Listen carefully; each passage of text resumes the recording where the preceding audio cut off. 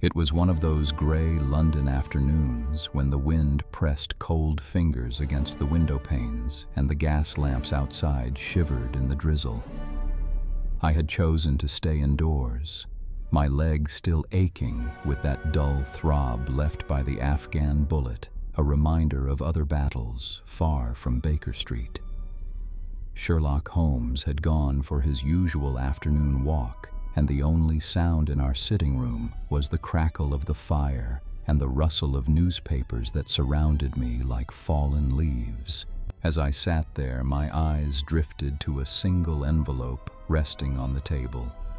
It was heavy cream-colored and sealed with red wax bearing a noble crest. The initials beneath the crest, R.W. de V. St. S., gleamed faintly in the firelight. A letter from the aristocracy, I murmured, and not just any. Someone with a name long enough to fill half the envelope. When Holmes finally entered his coat, damp from the rain, his step brisk and his eyes alert with that quiet excitement that always preceded an interesting case, I pointed to the envelope. "Here is a very fashionable letter," I said. "Your morning post was from a fishmonger and a tide waiter. This looks rather more impressive." He smiled, shaking the rain from his hat. "Yes, my correspondence has the charm of variety, and the humbler letters are usually the more useful." He picked up the envelope, turning it over in his long fingers before breaking the seal. "This," he said after a moment, "is either an invitation to be bored or an opportunity to be useful." He read silently for a while, his brow lifting. Then he smiled. "Ah, perhaps something of interest after all." "Not a social call, then?" I asked. "Distinctly professional," he replied. "And from a noble client, one of the highest in England." He handed me the letter written in bold, careful strokes. "My dear Mr. Sherlock Holmes, Lord Backwater has informed me that I may trust completely in your judgment and discretion. I therefore wish to consult you about a painful matter connected with my recent marriage. Mr. Lestrade of Scotland Yard is already investigating but has no objection to your cooperation, believing it may be of service. I shall call upon you at 4 o'clock this afternoon. As this is of the utmost importance, I hope you will postpone any other engagement. Yours faithfully, St. Simon." Holmes folded the letter carefully and smiled. "He says 4 o'clock. It is now 3. We have an hour enough time for you to brief me on what the newspapers say about his wedding." I gestured to the stack beside me. "I have indeed been reading all about it. The marriage was between Lord Robert Walsingham de Vere, St. Simon's second son of the Duke of Balmoral, and Miss Hattie Doran, daughter of Aloysius Doran of San Francisco, a millionaire who struck gold in California."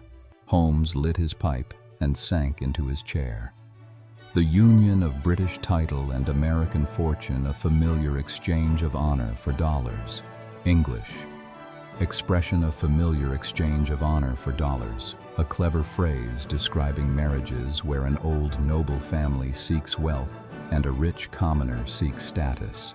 I continued. "The papers say the ceremony was quiet, attended by only close family. But something remarkable followed. The bride vanished from her wedding breakfast, disappeared without trace." Holmes's eyes glinted. "Vanished at the breakfast. That is unusual. Most run away before the ceremony or during the honeymoon. This lady seems to have wasted no time.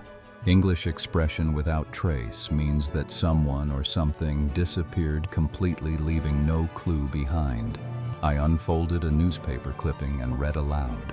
"The family of Lord Robert St. Simon has been thrown into consternation by a strange occurrence connected with his wedding. After the ceremony at St. George's, Hanover Square, the bride retired to her room, saying she felt unwell. Moments later, she left the house wearing an ulster and bonnet and has not been seen since. Her father and Lord St. Simon immediately contacted the police, who arrested a woman, Miss Flora Miller, for causing a disturbance at the door earlier that morning. It is believed that jealousy or revenge may be the motive. Holmes listened with half-closed eyes, his fingers drumming lightly against his chair arm. Jealousy, revenge, the two most predictable words in the police dictionary. Yet it may be something else entirely. He rose and crossed to the bookshelf, pulling down a red volume of peerage records. Let us see who our noble client really is. He flipped through the pages, his lips moving as he read. Lord Robert Walsingham de Vere St. Simon, 41 years of age, second son of the Duke of Balmoral, Under Secretary for the Colonies, direct descendant of the Plantagenets. He shut the book with a quiet snap. A man of lineage then, but not of fortune. And fortune, as we know, often courts trouble. English expression courts trouble means to attract or invite danger or difficulty, often by taking a risk. He turned toward me. Tell me, Watson, what do you observe? I looked over my notes.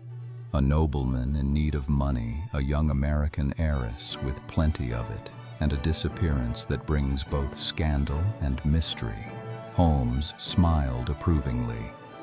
Excellent. Now add one more element, a woman named Flora Miller, once a dancer known to be jealous and emotional, arrested for disturbance. The picture begins to form, but not the whole of it. He began to pace slowly before the fire, each step deliberate. When facts appear simple, Watson, it is because the truth has been buried beneath them. The noble bachelor has lost his bride, yet I suspect he may have lost far less than he thinks. At that moment, the clock struck 4. A firm ring echoed through the hallway. Holmes looked up sharply. Our noble client is punctual. Let us see whether his manners are as precise as his title. He adjusted his cuffs and motioned for me to stay seated. You shall be my witness, and as always, my check against imagination. The page boy opened the door. Lord Robert St. Simon, he announced. The man who entered had the air of one born to command, tall, pale, with fine features and a slight forward stoop. His manner was coldly polite, but I noticed how his fingers fidgeted with the cord of his gold eyeglasses. Good day, Lord St. Simon, said Holmes, rising with quiet courtesy.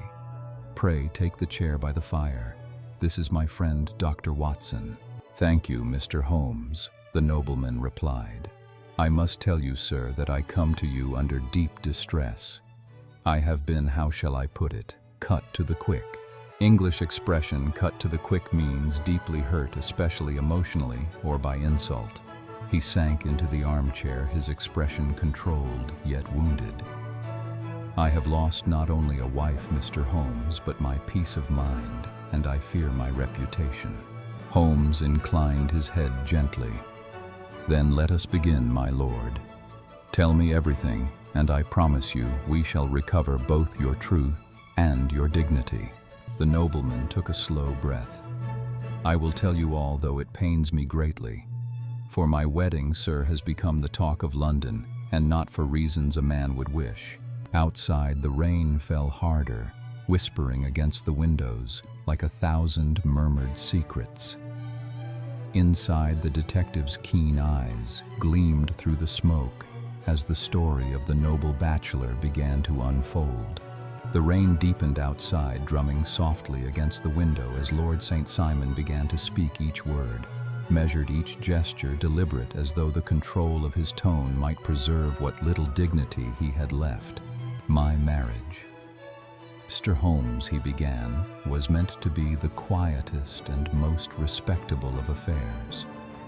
The bride, Miss Hattie Doran, an American lady, had all the freshness of her country and the fortune to match it.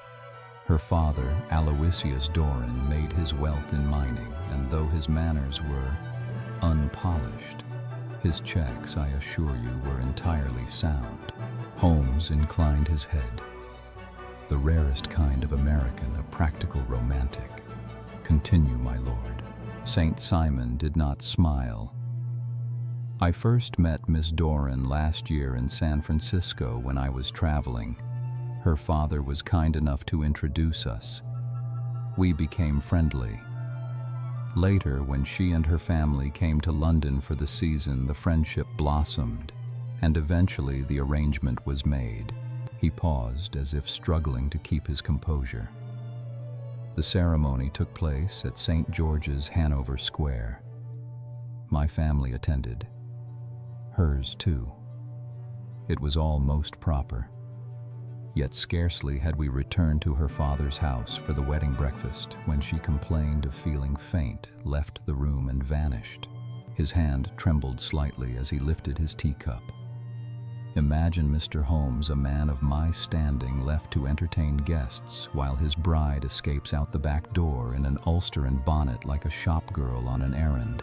Holmes's eyes softened, but his tone remained calm. I imagine, my lord, that the shock was considerable.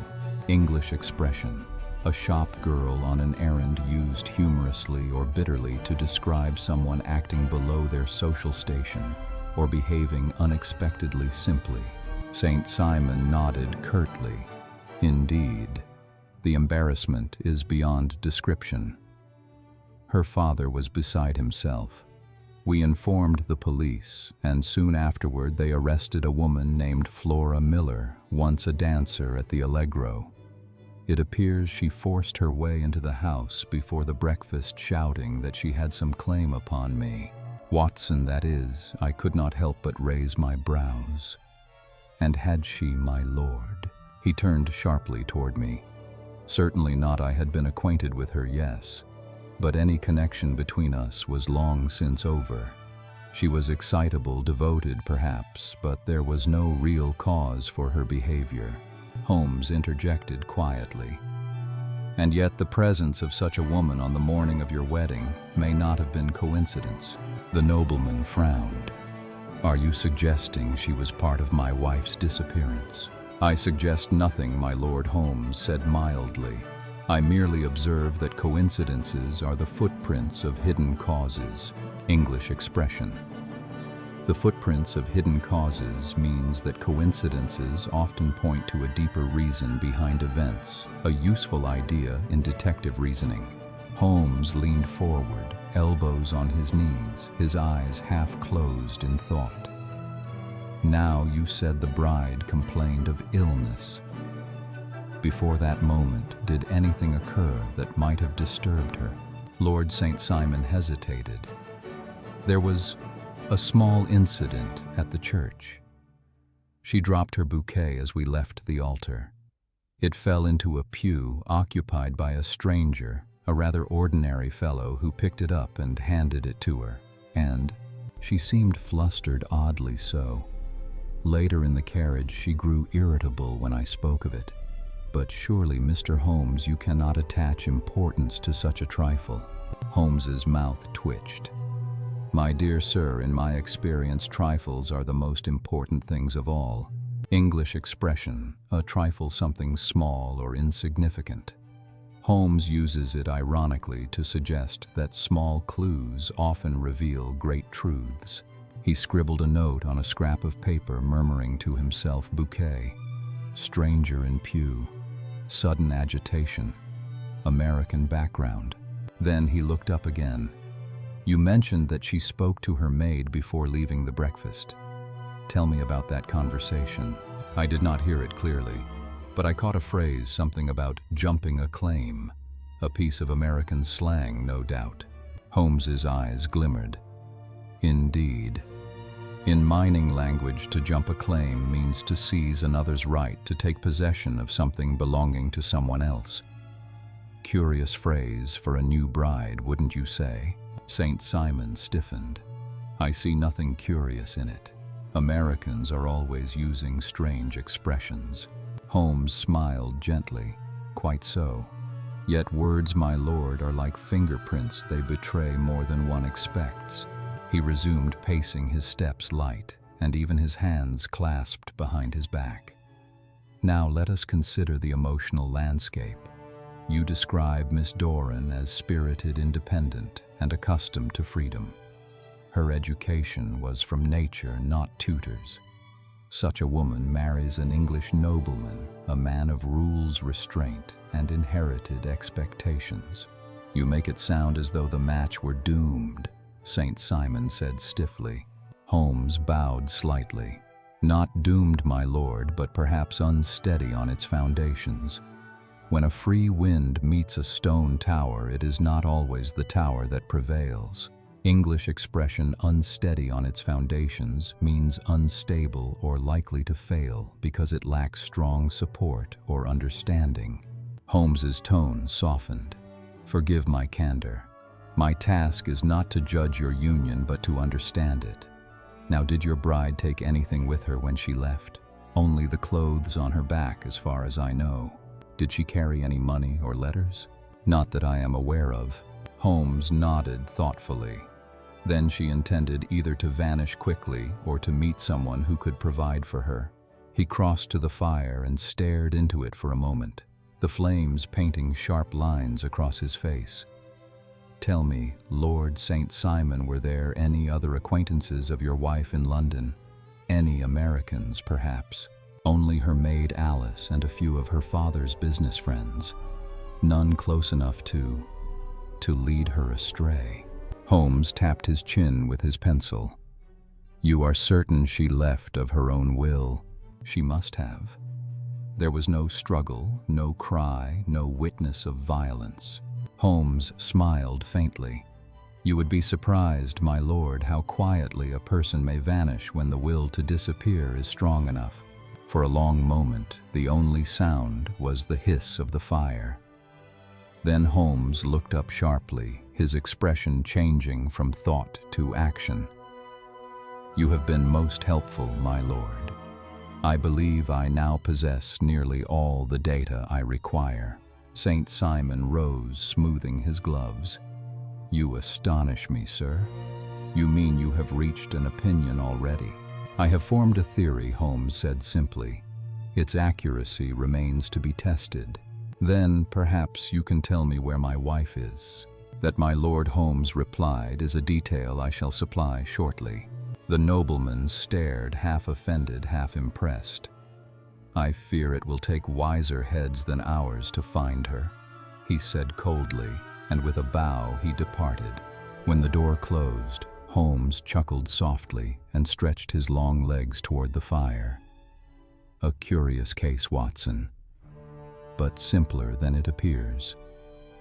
Our noble bachelor imagines himself deserted for reasons of madness or jealousy. In truth, I suspect reason and affection had more to do with it than either. He reached for his pipe, his eyes gleaming with quiet amusement. Let us say, my dear Watson, that the lady did not run from someone, she ran to someone. Outside, the rain slowed to a whisper. Inside, the mystery of the vanished bride had just begun to take shape in Sherlock Holmes's mind. The hour after Lord St. Simon's departure was filled with that particular stillness which often follows a revelation only half understood. Holmes sat in his armchair, the firelight throwing sharp gold across his face, his long fingers pressed together in that familiar steeple of thought. I watched the smoke from his pipe curl toward the ceiling, slow and deliberate, like a ghost tracing words in the air. Finally, I broke the silence. You truly believe you've solved it already? He exhaled a thin ribbon of smoke. I have, my dear Watson, in outline, but like a painting without color, it requires a few strokes more before it is ready to hang. He smiled faintly. And those strokes, I imagine, will be provided shortly by our friend from Scotland Yard. As if on cue, there was a firm rap at the door. Holmes's eyes brightened. Ah, speak of the Yard, and the Yard shall appear. Come in. The door opened, and Inspector Lestrade entered wrapped in a damp pea-jacket, a black canvas bag slung at his side. His hair was ruffled, and his boots carried the shine of wet pavement. Good afternoon, Lestrade, said Holmes cheerfully. You look like a man who's been fishing in the rain.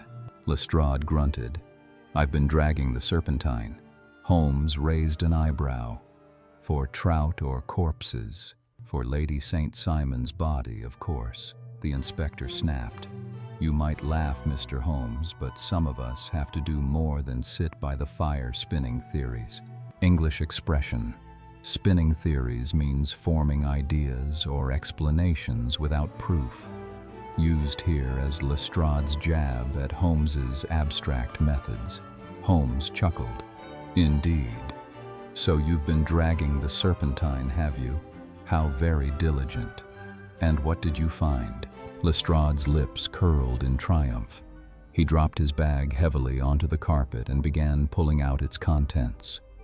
One by one, he laid before us a wedding dress of watered silk, a pair of white satin shoes, and a bride's wreath and veil, all soaked and discolored. Finally, from a small pocket, he produced a gold ring. There, he said proudly, a little nut for you to crack, Mr. Holmes.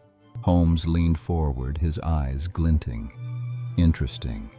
These were found in the Serpentine, floating near the margin, identified by the servants as the bride's. Now, if the clothes are there, what does that tell you? That the body is not far off, I suggested, trying to keep pace with Lestrade's reasoning. Exactly, said Lestrade, slapping his knee.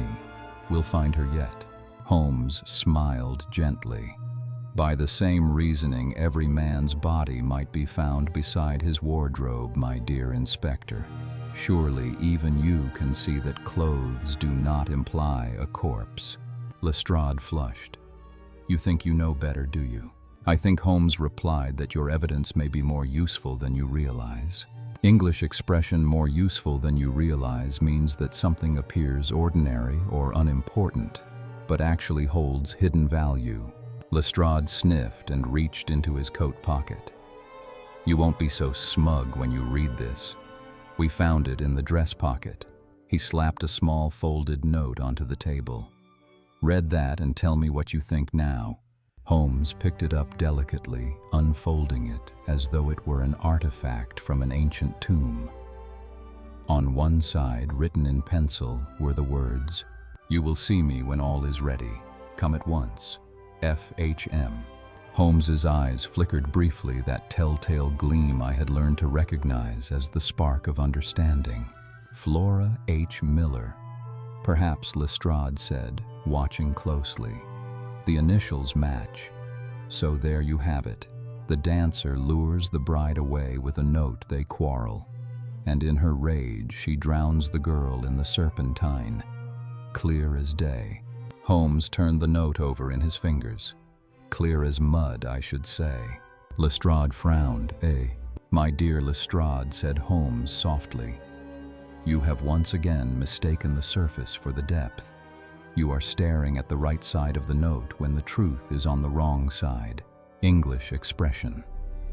The surface for the depth means confusing what is obvious or visible for what is truly important underneath. He laid the note flat on the table. Observe. On the back, a fragment of a hotel bill. See here, October 4th.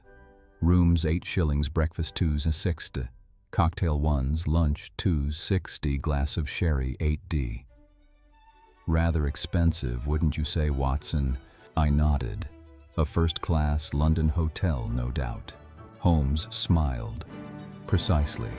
And that, my friends, is worth far more than the initials. Lestrade waved a hand impatiently. You see ghosts where there are none. I'll find the body, you find your theories. He swept the soaked garments back into his bag, muttered a curt good day, and stormed out into the rain. Holmes watched the door close behind him, then began to laugh quietly, a sound like a man who has just read the last line of a long joke. Oh, Watson, he said, our friend from Scotland Yard is industrious, honest, and utterly blind. He has fished up a bride's dress, and yet cannot see the woman who wore it. I frowned. Then you believe Lady St. Simon is alive? Holmes tapped the pipe against his chin. Alive and enjoying supper somewhere within the hour. I stared. Supper. You mean to tell me that while Lestrade drags the lake for her body, she might be dining in London? He smiled faintly. The possibility amuses me. English expression. The possibility amuses me, a dry, witty way to say someone finds a situation interesting or ironic rather than shocking. Holmes stood and moved to the window. The fog had thickened outside, curling through the lamplight like drifting smoke. Mark my words. Watson, this case will not end with tragedy, but with embarrassment. The noble bachelor fears scandal. The bride fears discovery. Between the two lies something infinitely human. I followed his gaze. Love or loyalty, he murmured. They often wear the same disguise. He turned back toward the table, snatched up the hotel bill again, and began making calculations in his notebook. 8 shillings for a bed, 2 and 6 for breakfast. Only half a dozen hotels in London charge that much. Northumberland Avenue, perhaps. Possibly the Charing Cross area. He looked up, his eyes alive with certainty. Watson, I think I'll take a brief walk, or rather a small hunt. You may stay here and guard the supper. The supper? Yes, he said lightly, putting on his coat. For 5 people. It should arrive within the hour. Make sure the servants don't mistake it for charity. Before I could question further, he was gone, coat flaring, pipe glowing faintly like a firefly in the mist. The door clicked shut behind him, leaving me alone with the half-dry wedding gown, the smell of wet silk, and a question that hung in the air like smoke. Where was the bride, and who in the name of reason was FHM? The hands of the clock crept toward 7. The rain had softened into a mist, silver threads glistening on the window pane. I sat by the fire at Baker Street, listening to the faint hiss of the gas lamps outside, and wondering whether Holmes had lost his senses, or whether once again his logic had run far ahead of my understanding. He had left nearly an hour ago, taking only his hat cane and that small notebook filled with mysterious calculations. Before leaving, he had said, "Expect a supper for 5, Watson, and be ready to welcome each guest with civility." At first, I thought he was joking, but now, as the table stood set with polished silver and steaming dishes, I began to wonder whether this dinner had some deeper purpose. Holmes rarely gave instructions without reason. I had just poured myself a cup of tea when footsteps echoed in the stairwell. A knock followed, sharp and deliberate. "Come in," I called. To my surprise, it was Inspector Lestrade again. He entered, dripping from the rain, shaking his umbrella with grim irritation. "Well, Doctor," he said shortly, "is your genius friend in?" "Not yet, but he said you might be joining us." He frowned. "Joining you?" "For dinner," I replied with a smile, gesturing toward the table. Lestrade blinked. "Dinner? In the middle of a missing person case?" Before I could answer, another set of steps came up the stairs, slower, heavier, accompanied by the faint tap of a walking stick.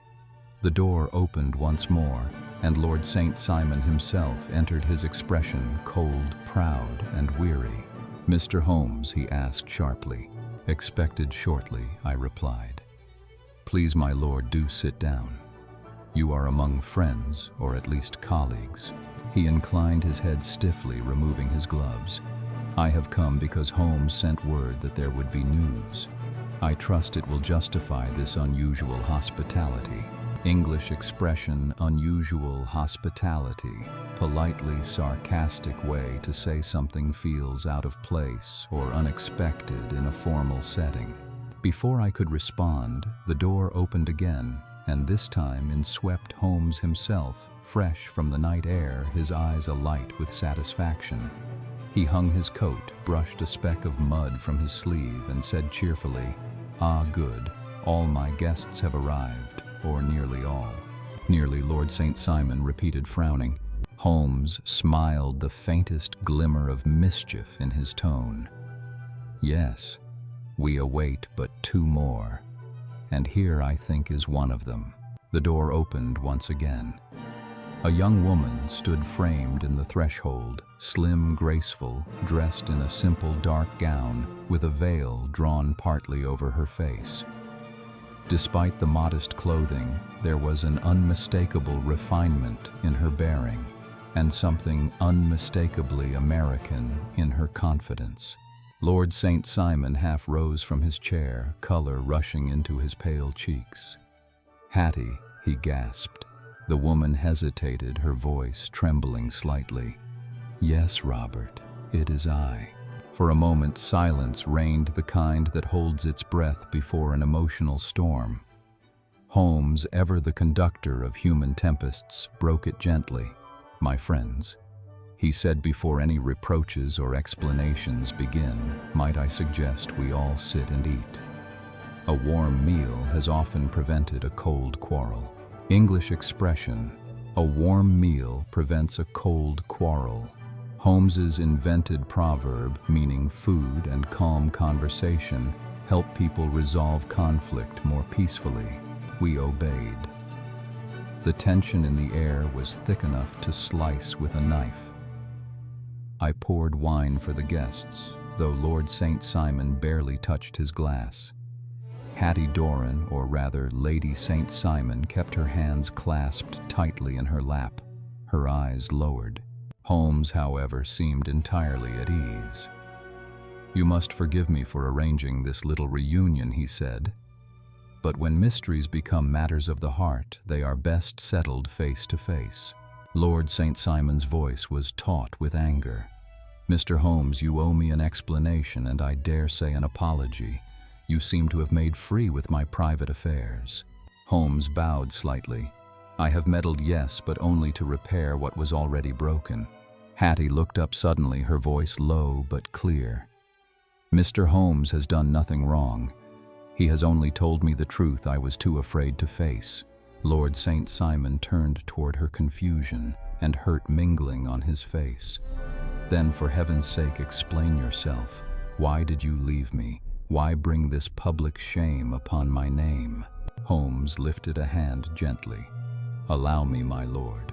The lady's story is simple, though no less painful for its simplicity." He rose, pacing slowly before the fire as he spoke, his voice quiet, deliberate, and oddly compassionate. "Miss Hattie Doran now. Lady St. Simon came to London with her father from San Francisco. There, before ever she met your lordship, she had formed an attachment to a young American named Francis Hay Moulton, a miner brave and penniless, who loved her as only youth and hardship can teach one to love.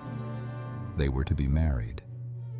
But on the eve of their wedding, Moulton was reported killed shot during a dispute over a mining claim." Hattie's hands trembled. Her voice came like a whisper. "I thought him dead, Robert, truly dead. I grieved, and my father, he urged me to begin life anew." Holmes continued softly. "Thus she came to London. Her father's fortune and her beauty soon drew the attention of your lordship. She accepted your proposal, perhaps from gratitude, perhaps from duty, but not from love." St. Simon's face darkened, but he said nothing. And then Holmes said, turning slightly toward Hattie, "On the very day of her marriage, a miracle occurred. A man from America arrived in London alive, desperate and determined to find her. Francis Hay Moulton." A stunned silence filled the room. Lord St. Simon rose slowly, his voice shaking. "You mean to tell me the man who handed her bouquet at the church?" Holmes nodded. "Precisely. The stranger in the pew was no stranger at all. He was her first love, risen from the dead, as it were, on the very morning she became another man's bride." Hattie pressed a hand to her heart, eyes shining with tears. "I could not think, Robert. Everything spun before me. He slipped me a note begging me to meet him after the ceremony to hear the truth. I went to him, intending only to listen, but when I saw him alive," her voice broke, "I knew my heart was no longer mine to give." English expression. My heart was no longer mine to give poetic way of saying one's love already belongs to someone else, leaving no room for another. The silence that followed was heavy, broken only by the soft ticking of the clock. Holmes placed a hand gently on the back of her chair. She left the wedding breakfast, met Moulton, and they drove away together, not to flee justice, but to find a quiet clergyman who could confirm what they both already knew, that her marriage to Lord St. Simon was by conscience, if not by law, void. Lord St. Simon's eyes closed briefly, pain flickering across his features. "And what of the clothes found in the Serpentine?" "Ah," Holmes said with a small smile, "a clever disguise. Lady St. Simon left her wedding garments behind to mislead the world, a symbolic shedding of a name she could not bear to keep." The nobleman's voice softened at last. "Then she has not committed crime, only cruelty." Hattie Rose, tears glistening. "I never meant to wound you, Robert. I was trapped by duty until love broke the door." Holmes turned to both of them, his voice calm. "No one leaves such entanglements without sorrow, but better a bruise today than a lifetime of quiet misery." English expression, "a lifetime of quiet misery," describes long-term unhappiness, suffered in silence, often from moral or emotional restraint. Lord St. Simon bowed stiffly, the old pride flickering one last time. "Then I can only wish you peace, madam, and perhaps one day forgiveness for us both." He took his hat and left the room without another word. When the door closed, Hattie sank into her chair, weeping softly. Holmes placed a gentle hand on her shoulder. "You have been honest at last, Lady St. Simon. That is all any soul can do." Half an hour later, when she too had departed with her long-lost husband waiting in the cab below, Holmes poured himself a final glass of wine and sat before the fire.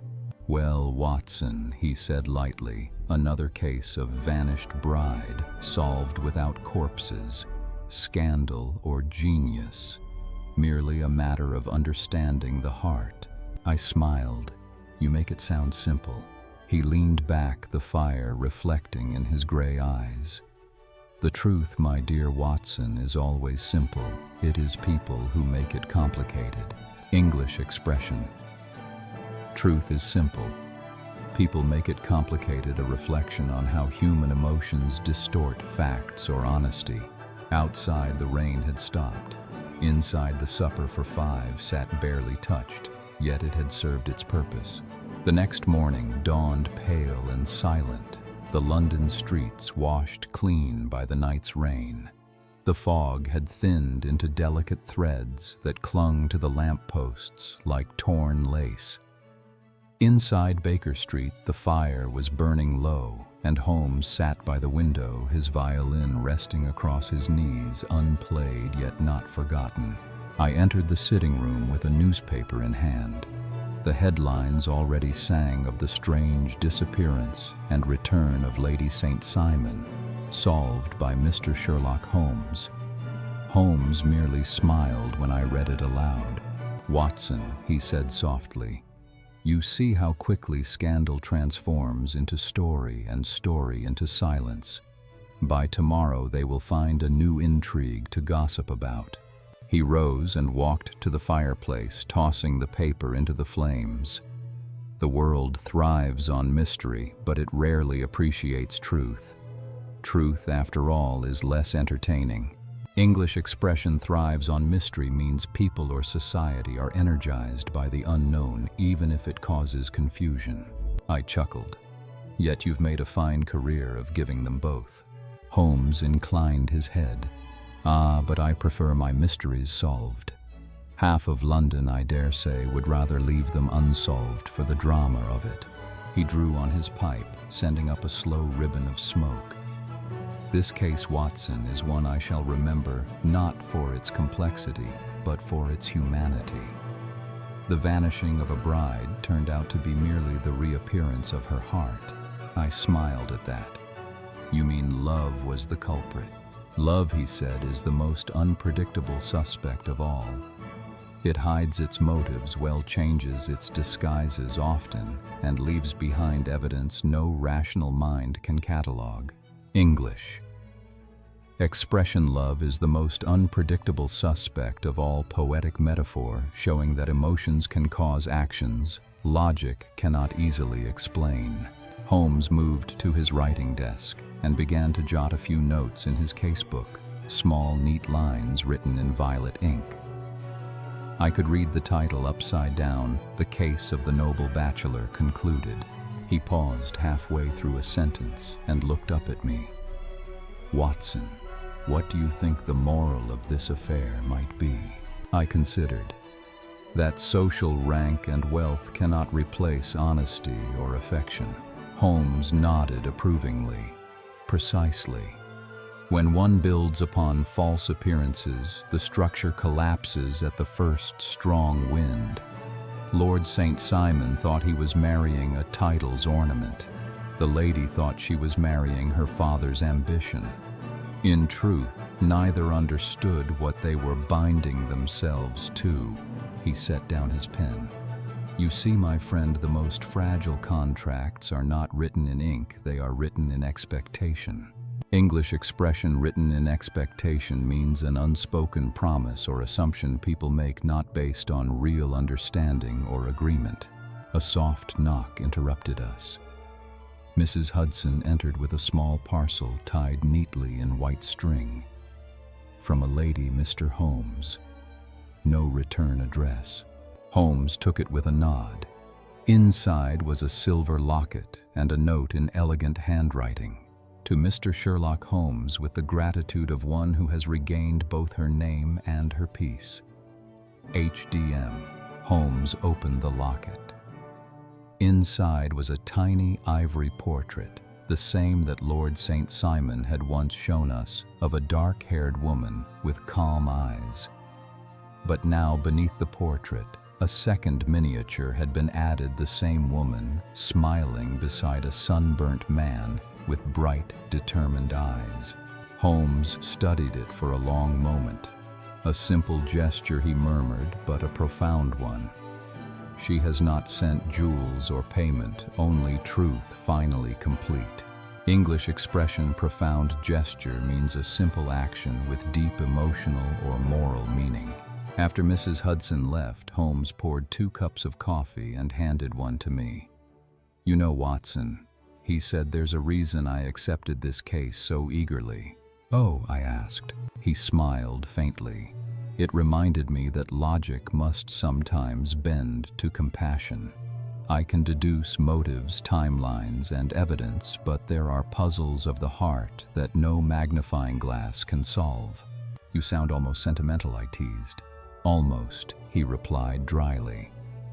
"But sentiment, when properly filtered, can serve as useful data.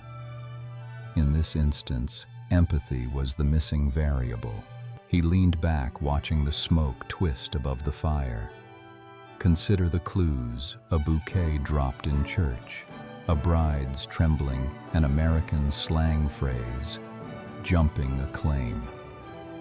All trifles, yet all whispering the same truth. She had recognized something or someone from her past." English expression. All trifles, yet all whispering the same truth, means that small details, when combined, reveal an important insight. Holmes continued, his tone now reflective, almost teacher-like, as if addressing an invisible classroom. "Watson, language itself is often the best evidence. When Lady St. Simon spoke of jumping a claim, she unconsciously revealed her state of mind, jealousy perhaps, or guilt. That idiom told me that someone else held her heart's claim before her husband ever could. In detective work, meaning hides not in what people say, but in how they say it." He glanced at me over the rim of his cup. "That, my dear doctor, is both a linguistic and a psychological clue. English learning point idiom, a phrase whose meaning cannot be understood literally, such as jump the gun or spill the beans." I nodded. So in teaching English, you would make quite the detective uncovering secrets of meaning. He smiled.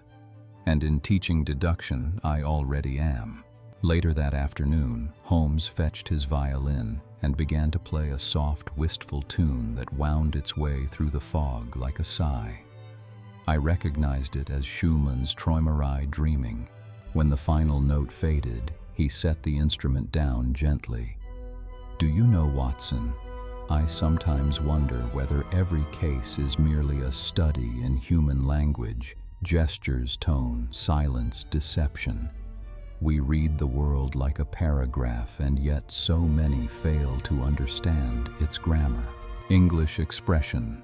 The grammar of life, metaphorical phrase, meaning the structure or rules by which people live and communicate, often unconsciously. I smiled. And yet you, Holmes, seem to speak it fluently. He gave a short laugh. Perhaps. But even I stumble over its poetry. The fire crackled. Outside, the city stirred awake, unaware that a small triumph of truth had unfolded in a quiet room on Baker Street. Holmes leaned back, eyes half closed, the faintest smile curving his lips.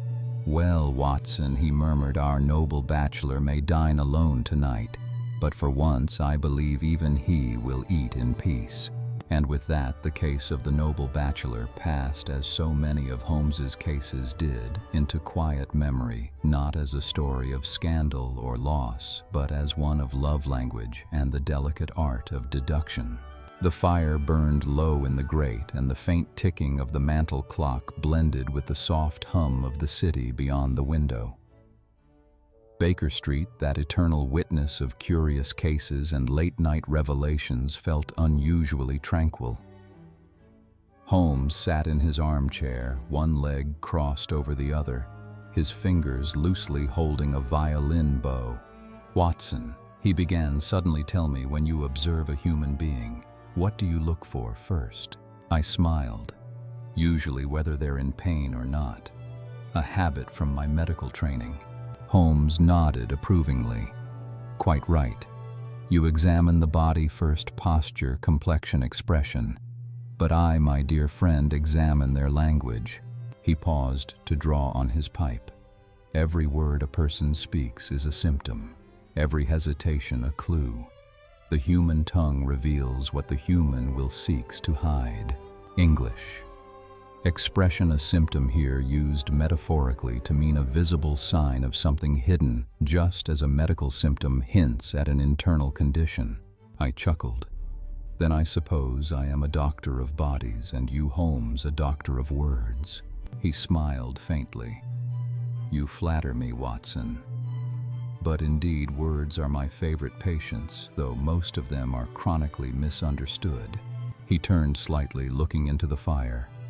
Do you recall Lord St. Simon's exact words when he first spoke of his bride? I thought back. Yes, he said she was a tomboy, wild and free, unfettered by traditions. Precisely. Now note the tension in that description. Admiration laced with fear. The language of control disguised as compliment. He saw her spirit not as a gift, but as a challenge. Holmes leaned forward, eyes sharp. And so when she vanished, he framed her act as madness because the alternative that she chose, her freedom, was unthinkable to him. English expression framed her act means describing or presenting an event in a certain way to influence how others understand it. I nodded. He would rather believe her insane than independent. Exactly. Holmes gave a small smile. Language, Watson, is often the most respectable form of denial. He rose, walked to the window, and stood looking out into the drizzle that had returned to the London streets. A society's vocabulary reveals its fears. The upper class speaks of scandal when they mean emotion, of honor when they mean reputation, and of duty when they mean submission. He tapped the glass lightly. But Lady St. Simon, or Mrs. Moulton as she rightly is, spoke the plain truth of her heart, using the unrefined idioms of America. That honesty, more than her flight, condemned her in their eyes.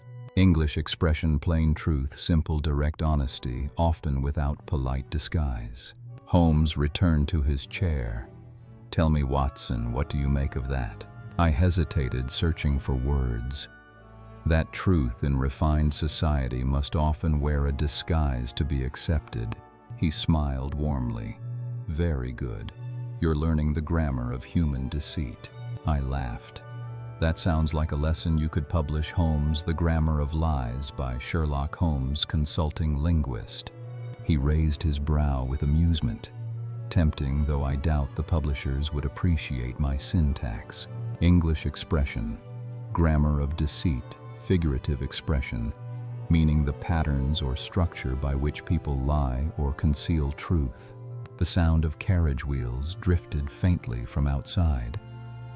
Holmes turned back to the fire, his tone softening. "You know, Watson, I sometimes pity the people we investigate. They live bound by invisible rules, not of law, but of language and expectation." Lady St. Simon was brave enough to rewrite her own sentence. He looked at me keenly. "Tell me, my friend, in your medical practice, have you ever seen how silence can wound?" I nodded. "Often. Unspoken grief, unshared worry, they're as dangerous as disease." Holmes nodded slowly. "Precisely. Silence is the most elegant weapon of society. It kills softly with decorum. English expression kills softly, figurative way of saying something harms in a subtle or indirect way, without open violence." He rose and walked to his shelves, retrieving a leather-bound notebook labeled "Human Cases Not Criminal." Opening it, he wrote in his delicate slanting hand, "Case 64, the Noble Bachelor. Lesson. The crime was not betrayal, but misunderstanding. Evidence words misread, hearts misheard." He closed the notebook gently. "You see, Watson, sometimes I collect not clues, but lessons. One must distinguish between solving a case and understanding it." I watched him return to his chair, lost in thought. "Holmes," I said softly, "you speak like a philosopher tonight." He smiled faintly. "Only because the mystery has been solved, and I am safe to be sentimental." He poured us both a measure of brandy. The amber light flickered over his face as he lifted the glass.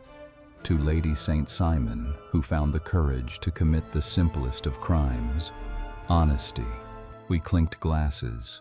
The brandy burned warmly down like truth itself, sharp at first, but cleansing after. English expression, sharp at first, but cleansing after metaphor, comparing emotional truth to medicine that stings before it heals. Holmes leaned back, letting his eyes rest half-closed. "Strange, isn't it, Watson, that people come to me seeking hidden truths, and yet most of what I reveal is what they already know but refuse to admit?" I nodded. "Because facing the truth is harder than finding it." He smiled. "Indeed. And that, my friend, is the real art of deduction, not seeing what others can't, but saying aloud what they won't." The wind outside sighed against the glass like a tired breath. Holmes reached for his violin again, testing a soft chord. "What tune now?" I asked. He smiled faintly. "A small study in minor notes. Every truth, after all, has its melancholy." And as the first notes drifted through the quiet room, I thought how many times I had watched him, half detective, half teacher, translating the mysteries of life into the clear, precise language of reason. The melody rose and fell, calm and thoughtful, like rain against glass. And when it faded at last, Holmes spoke again, almost to himself. "Perhaps, Watson, one day they will understand that solving a mystery is not about proving guilt. It is about restoring meaning." I said nothing. For once, silence seemed the right grammar. Morning sunlight spilled across Baker Street, pale but steady, gilding the bookshelves and casting delicate rectangles upon the carpet. The fog had lifted, though in London that was rarely a promise, only a reprieve. I found Holmes standing by the mantelpiece, his hands clasped behind his back, the faintest trace of reflection in his eyes.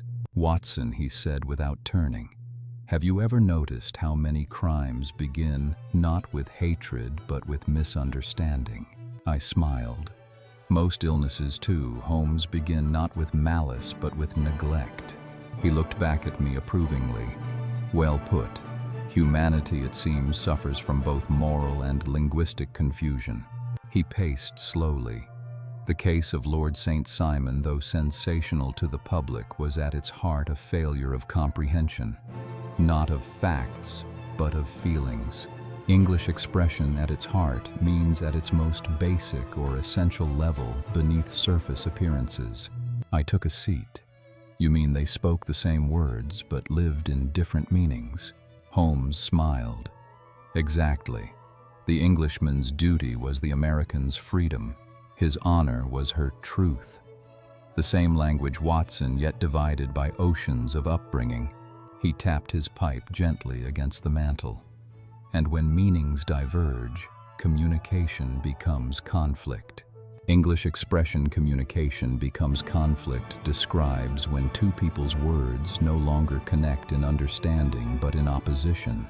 Holmes turned toward me with sudden sharpness. "Observe, Watson, the linguistic pattern of their tragedy. Lord St. Simon spoke in complete sentences, cold, deliberate, noble. Lady St. Simon, or rather Mrs. Moulton, spoke in fragments, vivid, emotional, true. One represented the grammar of restraint, the other the grammar of life." He took up his violin case but did not open it. "We teach children that grammar is a set of rules, but real grammar, the grammar of hearts, follows rhythm, not logic." I chuckled softly. "Then love must be the most ungrammatical thing of all."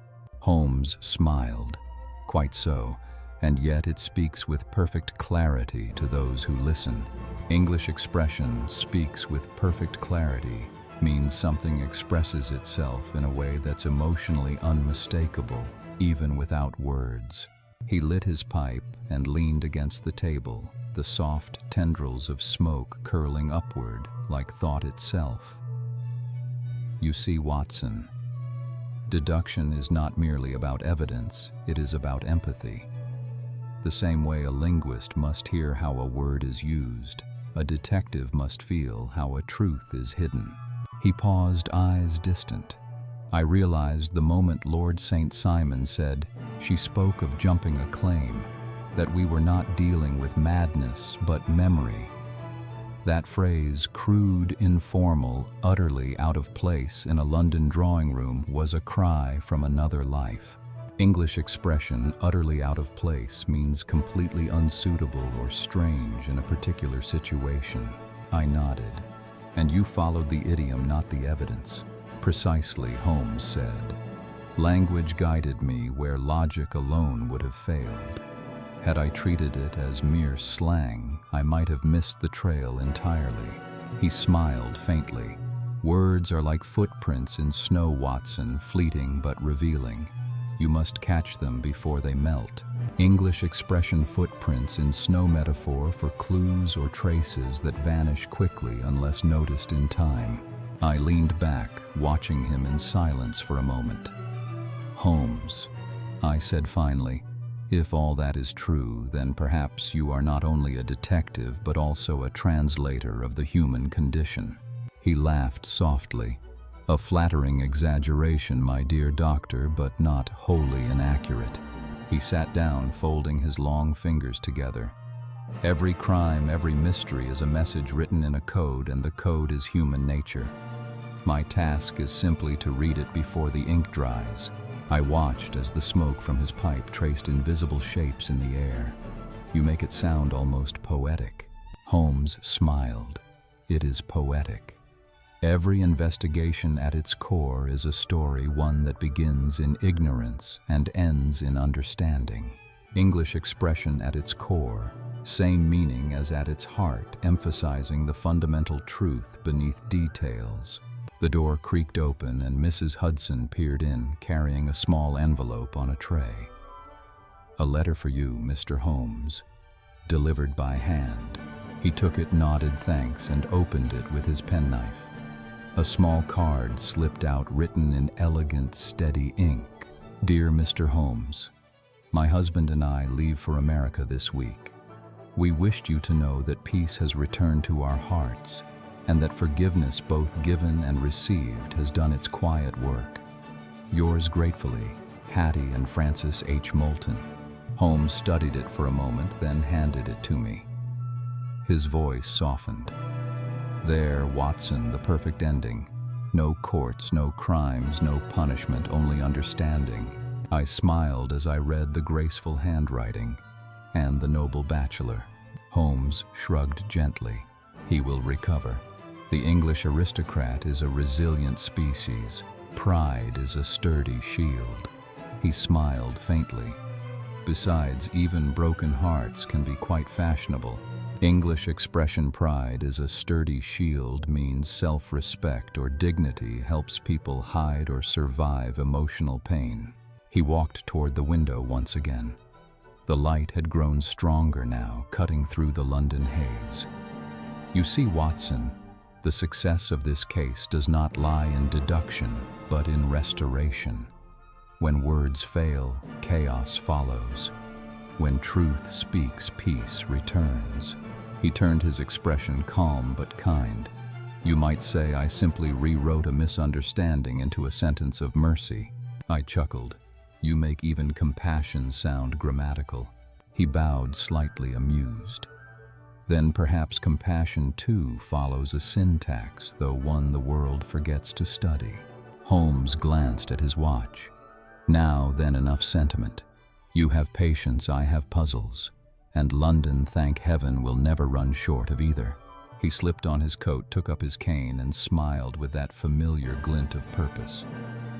"Come, Watson. The next clue is already waiting somewhere between an unspoken word and an unopened letter." As we stepped out into the crisp morning air, I felt once more that quiet thrill of companionship, the sense that for all his precision and restraint, Holmes understood more about humanity than most poets ever could. And in that bright, fleeting moment, London itself seemed to whisper, "Every truth, like every language, begins with the courage to listen." It was one of those clear, deceptive mornings when London seems honest. The fog gone, the sunlight slanting across Baker Street in gentle sincerity. Yet Holmes, sitting by the window, looked thoughtful rather than content.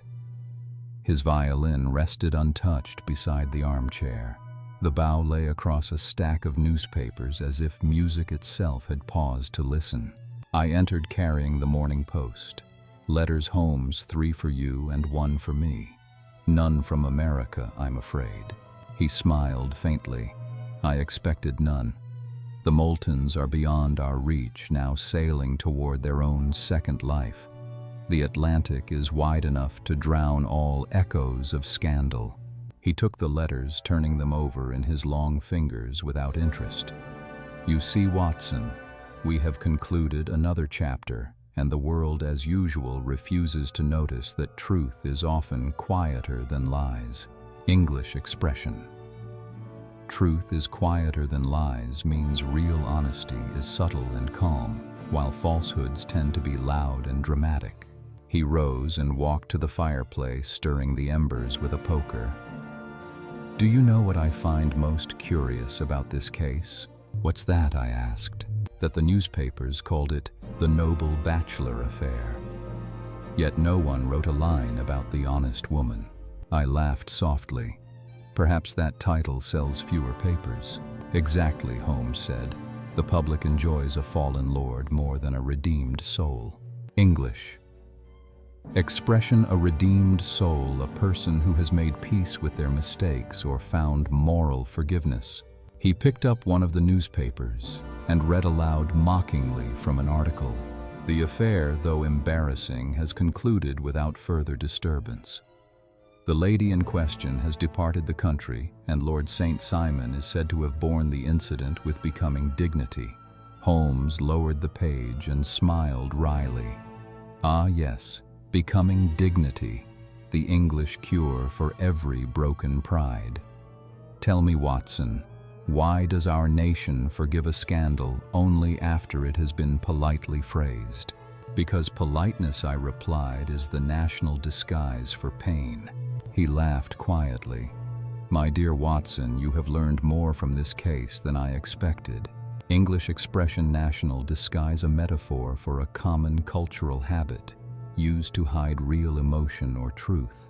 Holmes poured tea and offered me a cup, his manner softer now. You see, this investigation was never truly about disappearance, but about appearance. Lady St. Simon vanished not into darkness, but into honesty. And Lord St. Simon remained a man surrounded by light, yet blind to it. I nodded. It's strange, Holmes. You speak of it as if it were a lesson in moral philosophy, not deduction. He smiled. A detective who fails to learn from humanity is a machine, not a mind. Each case teaches language not of grammar, but of grace.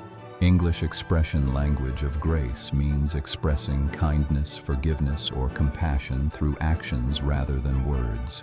He took a slow sip of tea. In this one, the vocabulary was love, pride, and forgiveness. And in that grammar, Watson mercy is the only punctuation that matters. We sat in companionable silence for a time, the kind that needs no filling. Outside, a milk cart rattled along the cobblestones. A newsboy's cry drifted up through the morning air. Read all about it. Lady vanishes, mystery solved. Holmes gave a soft chuckle. There's irony for you. They sell headlines of disappearance, yet none for reunion. Because reunion, I said, rarely screams, it simply happens. Holmes nodded. Indeed, real happiness is unprintable. English expression. Real happiness is unprintable means genuine peace or joy cannot be fully captured by words or media. He rose and crossed the room to his writing desk. Opening a fresh page in his case journal, he wrote in his meticulous hand, "Case closed without prosecution. Primary subject, Lord Robert St. Simon. Secondary subjects, Hattie Doran, Francis H. Moulton. Lesson: the heart's truth must sometimes defy society's sentence. Status resolved in understanding, not judgment." Holmes tapped the page once, as though sealing it. You see, Watson, not every mystery ends with a criminal in chains. Some end with two people setting each other free. He looked up the firelight, catching a trace of melancholy in his eyes.